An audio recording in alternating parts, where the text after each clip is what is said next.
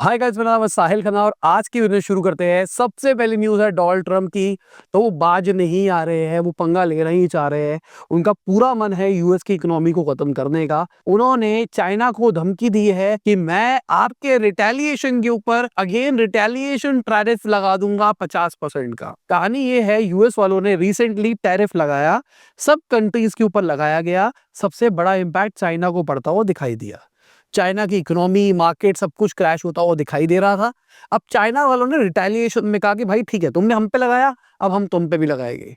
अब Donald Trump कहते हैं कि भाई ठीक है, अब तुमने हमारे पे लगाया, अब हम तुम पे और ज्यादा लगाएंगे।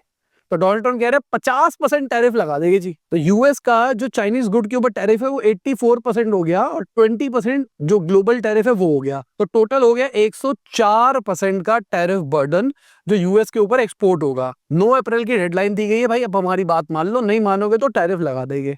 अब भाई सिंपल सी बात ये है, लगा लो टैरिफ। बर्डन किस पे आएगा? यूएस सिटीजन पे आएगा ना। डोनाल्ड ट्रम्प को पता नहीं क्या हो रखा है, मेरे को तो समझ में नहीं आ रहा। मतलब इतने समझदार बंदे यूएस के प्रेसिडेंट बन गए, क्या एज की वजह से ऐसे इफेक्ट आ रहे? पता नहीं भाई, मुझे तो कहानी नहीं समझ में आ रही। मतलब एक छोटा बच्चा भी ये बात को समझ सकता है कि ये बचपनों वाली चीजें हैं। अगर चाइना ने रिटेलिएशन लगाया तो इसलिए लगाया है क्योंकि वो परेशान है। अब तुम उन पे फिर से लगाओगे ना तो चाइना दबेगा नहीं। ये उनकी एक तरह से ईगो वॉर वाला सीन आ जाएगा। तो चाइना कहेगा कोई नहीं, हम नुकसान कर लेंगे पर तुम्हारे साथ नहीं काम करेंगे। इससे यूएस को ये नुकसान होना है। चाइना वालों ने बोला है भाई, यूएस से हमको बुली नहीं कर सकता।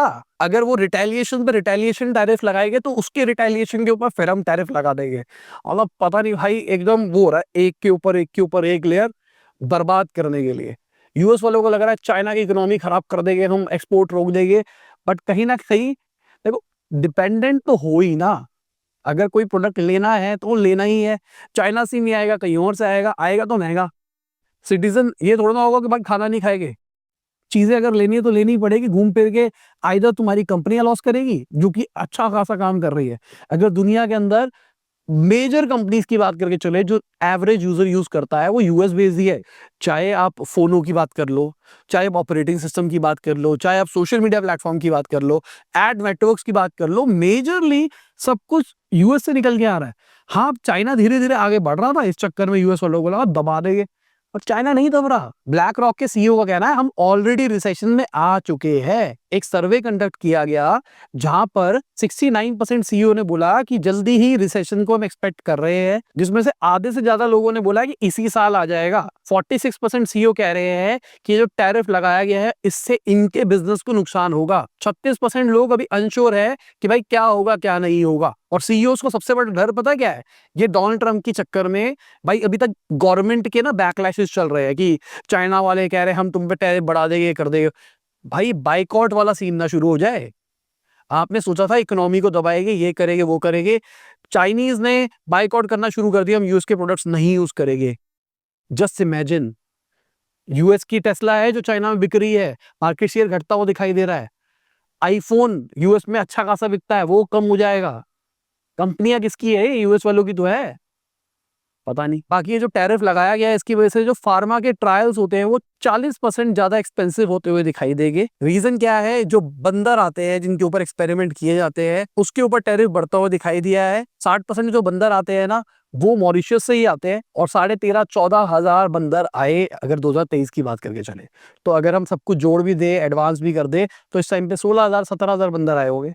तो अगर रेट बढ़ भी रहे तो ओवरऑल बहुत बड़ा फर्क नहीं पड़ने वाला अगर कोई कैलकुलेशन करता है तो। 15,000 बंदर अगर आप ले भी रहे हो और हर एक बंदर $200 का आ रहा है, 40% बढ़ गया, $300 का भी हो गया मान लो, तो $100 पर बंदर बढ़ता हुआ दिखाई दिया। तो बिलियंस ऑफ डॉलर का लॉस नहीं हो रहा है यहाँ पे। बट प्रॉब्लम पता है क्या है? जो रिसर्च एंड डेवलपमेंट होता है वहां पर बजट ऑलरेडी बहुत कम होता है। वहां पे अगर खर्चे बढ़ते हैं इसके चक्कर में रिसर्च एंड डेवलपमेंट भी रुक जाती है। आज यूएस एक इतना बड़ा सुपर पावर इसलिए भी है क्योंकि उन्होंने आर एंड डी पे बहुत खर्चा किया है और वो तभी इतना आगे रह पाए। अब ये R&D बजट भी खराब कर रहे हैं। वॉल्क्सवैगन की बात करके चले तो उन्होंने यूएसए कार इंपोर्ट को फिलहाल के लिए रोक दिया है। ऑडी अपनी स्ट्रैटेजी को दोबारा से सोचने की कोशिश कर रहे हैं कि किस तरीके से काम किया जाएगा, क्योंकि उनकी फैक्ट्री नहीं है यूएस के अंदर। जो कॉम्पिटिटर है मर्सिडीज बेंज या फिर BMW, दोनों का यूएस के अंदर प्लांट है। जो यूरोपियन ऑटोमेकर्स है उनको इतना इंपैक्ट स्टार्टिंग में नहीं आएगा, 3 महीने का बफर गाड़ियों पे रखते हैं। But what's next? तो कहानी ये है कि अभी यूएस के अंदर जो पड़ा है वो बिकेगा, जिसकी वजह से शायद यूएस कुछ टाइम के लिए सरवाइव कर जाएगा, बहुत बड़ा इंपैक्ट दिखाई नहीं देगा।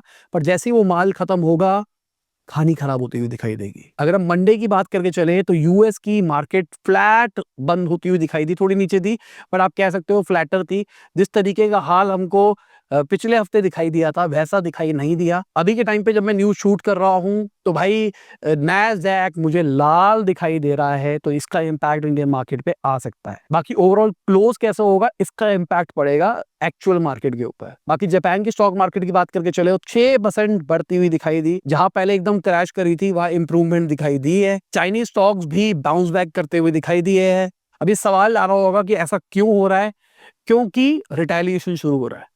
तो अब जो रिटेलिएशन कर रहे हैं, रिटेलिएशन मतलब करारा जवाब, तो जो करारा जवाब देने की कोशिश कर रहे हैं उसकी वजह से शायद यूएस को झुकना पड़े। यूएस को झुकना पड़ेगा तो सबसे बड़ी हार होगी यूएस की। अब लेट्स सी कहां जाता है, क्योंकि देखो यूएस की ईगो बहुत बड़ी है, वो झुकेगा नहीं। सामने वाले अगर झुकाना चाहेंगे वो भी नहीं झुकेंगे। क्या होगा? आम जनता रोएगी। बाकी ब्लू स्मार्ट की बात करके चले तो उन्होंने मार्च के महीने की सैलरी डिले कर दी है कैश क्रंच के चलते। अभी रिसेंटली कैश क्रंच के चलते उनके सीएक्सओ लेवल से बहुत सारे लोग जाते हुए दिखाई दिए हैं। कहा जा रहा है एम्प्लॉय की सैलरी अप्रैल के एंड तक दे दी जाएगी। तो क्या इतना बुरा हाल हो गया इस कंपनी का? अभी तो लग रहा था भाई एकदम सुनहरी पिक्चर चल रही है, इनको उबर खरीदने की बातें कर रहा था। फिर कहा गया नहीं नहीं हमने उबर के साथ में एक डील कर ली है। तो क्या ये सारी हवाबाजी थी या अभी हो रहा है ये चीज क्लोज होगी तब पता लगेगा? कहीं ये ना हो ब्लू स्मार्ट भी डिस्ट्रेस सेल में निकले। वीडियो वाइज से पहले आपको याद दिलाना चाहूंगा, अपने लाइक का बटन नहीं दबाया, लाइक का बटन दबा दो, चैनल को दो सब्सक्राइब। मैं ऐसे ही डेली बिजनेस न्यूज आपके लिए लाता रहता हूँ। अभी रिसेंटली ईकॉम एक्सप्रेस की बात करके चले तो वो डिस्ट्रेस सेल के अंदर गया डिलीवरी के पास में।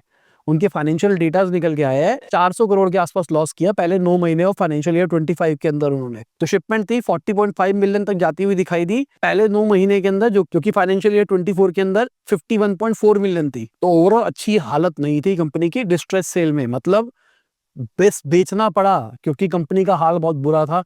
उस हालात में बिकी है कंपनी और इसके चक्कर में डिलीवरी ने उसको खरीदा है ना, तो डिलीवरी के शेयर प्राइसेस 7% घटते हुए दिखाई दिए। रीजन क्या है? अभी तो रिसेंटली तो कह रहे थे हम प्रॉफिटेबल हो रहे हैं, प्रॉफिटेबल होते होते उसके बाद में एक लॉस मेकिंग बिजनेस खरीद लिया। तो क्या होगा पता नहीं। देखो दो अच्छी कहानियां यहाँ पे मुझे याद आती है। एक आती है अभी रिसेंटली जब जोमैटो ने एक लॉस मेकिंग बिजनेस ब्लिंकिट को खरीदा था, बहुत क्रिटिसिज्म आया था, बहुत कुछ नेगेटिव हुआ था। बट आज कहा जा रहा है ब्लिंकिट जोमैटो से भी आगे निकल सकता है। उनका खुद का सब्सिडरी ब्रांड इतना बड़ा हो गया है। दूसरी साइड पे अगर हम बायजूस की बात करके चले तो बायजूस ने कॉन्स्टेंटली लॉस मेकिंग स्टार्टअप्स को खरीदा, जिसके चक्कर में उनका लॉस बर्डन बढ़ता चला गया और उसके चक्कर में अल्टीमेटली आज हमको कंपनी का हाल पता ही है। खबरें तो ये कह रही है कि भाई उनकी वैल्यूएशन 2 समोसे और एक खोप के बराबर हो गई है। अब बायजूस की वैल्यूएशन 2 समोसों और एक खोप तक पहुंच गई है। एक वीडियो डाली है मैंने आज साहिल खन्ना के ऊपर, मैं आपको दे देता हूँ। मतलब ऐसा कंटेंट बनाना चाहिए नहीं बनाना चाहिए? न्यूज कंटेंट एकदम सीरियस तरीके से, मतलब फेक न्यूज, कॉमेडी वाली न्यूज एकदम सीरियस तरीके से देखना। उस वीडियो को बताना कैसी लगी आपको। बाकी कैंपा कोला की बात करके चले तो उनका रेवेन्यू 1000 करोड़ को क्रॉस कर गया है 18 महीने के अंदर। अभी तो कैंपा कोला को खरीदा था, अब पता नहीं कहां से 1000 करोड़ का रेवेन्यू ले गए। क्या तेजी से रिलायंस ग्रो कर रहा है कैंपा कोला को। मतलब मुझे लगता है क्या इसके ऊपर भी केस स्टडी बनानी चाहिए। आपने मीशो के ऊपर बोला था केस स्टडी, मैंने बना ली है, एडिट प्रोसेस के अंदर चली गई है, 2-3 दिन में आपको मिल जानी चाहिए वो मेरे हिसाब से। तो क्या इसके ऊपर भी कुछ केस स्टडी बनाई जाए कोला वॉर के ऊपर? ये तो छोटी भी बन सकती है, हो सकता है ठीक कहो तो आज शाम को भी डाल सकता हूँ मैं। छोटी होगी 10-12 मिनट टाइप्स, क्योंकि इतने में पूरा आइडिया कन्वे नहीं कर सकता हूँ मैं। फालतू की स्टोरी टेलिंग तो करूंगा नहीं, मैं आपको टू द पॉइंट बताऊंगा कैंपा ने क्या स्ट्रैटेजी करी, किस तरीके से बिजनेस बनाया। चाहिए या नहीं चाहिए कमेंट सेक्शन में बताना। अगर कैंपा का आपसे अप्रूवल आता तो कैंपा के बाद में मीशो डालेंगे, मीशो देख लेना, उसके बाद में लॉजिस्टिक वाला बिजनेस समझना। आपको समझ में आएगा कि ई कॉम एक्सप्रेस का हाल बुरा क्यों हुआ। अगर चाहते हो ई-कॉम एक्सप्रेस की भी वीडियो डाल दी जाए उसके बाद में, तो वो भी डाल दूंगा। ये भी समझा दूंगा ई-कॉम एक्सप्रेस के साथ में क्या हुआ। मीशो तो एक बहुत बड़ा रोल था ही, बट और भी चीजें क्या हो गई। बाकी नथिंग की बात करके चले तो वो 1000 करोड़ रुपया इंडिया के अंदर इन्वेस्ट करने वाले हैं। कहा जा रहा है एक जॉइंट वेंचर होने वाला है एक लीडिंग इलेक्ट्रॉनिक मैन्युफैक्चरर के साथ में इंडिया के अंदर, और इंडिया में अपनी प्रेजेंस को बढ़ाना चाहते हैं, ऑफलाइन स्टोर्स बढ़ाना चाहते हैं। लेट्स सी क्या होता है, वो लीडिंग कौन होगा, क्या माइक्रोमैक्स यहाँ पर आ सकता है, लेट्स सी। बाकी क्विक कॉमर्स की बात करके चले 3500 करोड़ रुपए एनुअल एड रेवेन्यू में उन्होंने कमाया है। मतलब कमीशन की बात नहीं हो रही, उनके प्लेटफॉर्म के ऊपर जो उनके सेलर्स है वो अपने स्टोर के ऊपर ज्यादा ट्रैफिक लाने के लिए प्लेटफॉर्म के अंदर ऐड चला रहे हैं, वहां से ये पैसा जनरेट कर रहे हैं। जो स्मॉलर ब्रांड्स है ना, लेगेसी ब्रांड से ज्यादा पैसा खर्च कर रहे हैं, क्योंकि उनको पता है कि भाई अभी मार्केट कैप्चर करनी बहुत इंपॉर्टेंट है, और अच्छा खासा मार्जिन भी रख रहे हैं। जैसे शायद 15, 20, 30, 25, 30, इनफैक्ट कई के केसेस में 60% तक मार्जिन ले रहे हैं क्विक कॉमर्स वाले। अगर आपका मार्जिन 100% होगा तभी आप बिजनेस कर पाओगे ना। तो बहुत सारे ऐसे ब्रांड्स भी है जिनको मैं जानता हूँ जो 100, 150% का मार्जिन के ऊपर ऑपरेट कर रहे हैं, क्योंकि कोई ऑप्शन नहीं है। क्विक कॉमर्स पे बेचना है तो मार्जिन हाई रखना ही पड़ेगा। बाकी एडटेक स्टार्टअप सिग IQ AI की बात करके चले तो $9.5 मिलियन उन्होंने रेज करे हैं अपने सीड फंडिंग राउंड के अंदर। द हाउस ऑफ फंड और JSV वेंचर्स ने इनके अंदर इन्वेस्ट किया है। इनके पास में AI लर्निंग टूल्स है, जैसे पढ़ाई AI, evertutor.ai, जिसकी वजह से AI की मदद से ये बहुत ही स्केलेबल टीचिंग एक्सपीरियंस जनरेट कर सकता है, जो कि बहुत ही अच्छी चीज है। हम भी अपना लार्ज लैंग्वेज मॉडल ट्रेन कर रहे हैं, मतलब स्क्रैच से नहीं बना रहे, एक लेयर के ऊपर अपनी ट्रेनिंग डाल रहे हैं एस्ट्रोलॉजी के अराउंड। लेट्स सी कैसे निकल के आता है। अगर आप टेस्ट करना चाहते हो तो आप भी टेस्ट कर सकते हो। हमारी ऐप है सुनसिद्धि, लिंक दे देता हूँ डिस्क्रिप्शन के अंदर। बिलीव नहीं करते तो मत करो, कोई दिक्कत नहीं है। जाओ अपनी डिटेल वेटेल भरो, सबमिट करो, अपनी न्यूमरोलॉजी रिपोर्ट पढ़ो, देखो आप कैसे हो, अपनी कुंडली देख लो, आपकी कुंडली के बारे में कुछ कुछ पता लग जाएगा आपको। अपना एक वो है इसके अंदर कर्म कुंडली, जो एक्चुअली काम करेगी, मतलब 100% श्योर उस चीज के लिए मैं कर्म कुंडली को करना, क्योंकि वो मतलब मैं कहूंगा थोड़ा सा आपका माइंडसेट को समझती है और माइंडसेट के ऊपर आपके बारे में बताएगी।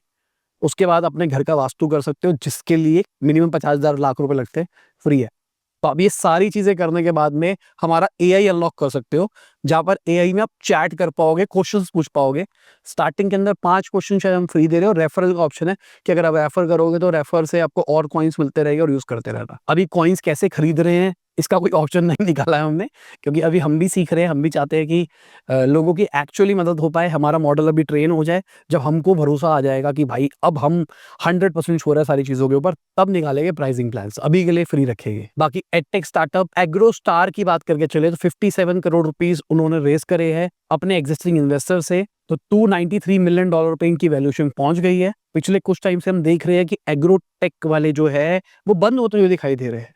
इनको फंडिंग मिल रही है, मतलब इन्वेस्टर्स का ट्रस्ट है। बाकी क्रेडिट कार्ड डिफॉल्ट्स की बात करके चले तो 28% बढ़ते हुए दिखाई दी है, 6742 करोड़ पे पहुंच गए। अगर हम टैंक्स के NPAs की बात करके चले तो वो कम होते हुए दिखाई दी है। अब क्रेडिट कार्ड रिसीवेबल्स की बात देखो यहाँ पे चार्ट के अंदर किस तरीके से बढ़ता हुआ दिखाई दे रहा है। हाँ, जो लोन आउटस्टैंडिंग है वो भी बहुत बढ़ता हुआ दिखाई दिया, मतलब क्रेडिट कार्ड यूजर्स भी बढ़े हैं, बट डबल लोन के लिए NPA 6 गुना होते हुए दिखाई दी है, जो कि अच्छी सिचुएशन नहीं है। बाकी ओपन AI की बात करके चले तो प्रोडक्ट्स निकाल सकते हैं जल्दी, और इसकी शुरुआत हो रही है। रिपोर्ट्स कह रही है $500 मिलियन के अंदर वो IO प्रोडक्ट्स को खरीद सकते हैं। इस कंपनी के पास में एक्स एप्पल टैलेंट्स है, ये AI एनेबल्ड हार्डवेयर बना रहे हैं स्मार्ट होम के लिए। अब ओपन AI खरीदेगा, उनका प्लान ये होगा कि भाई कुछ डिसरप्टिव नई चीज निकाली जाए, जैसा आईफोन ने आके रेवोल्यूशन बदल दिया था ना, पूरा एकदम दुनिया बदल दी थी, वैसा कुछ किया जाए।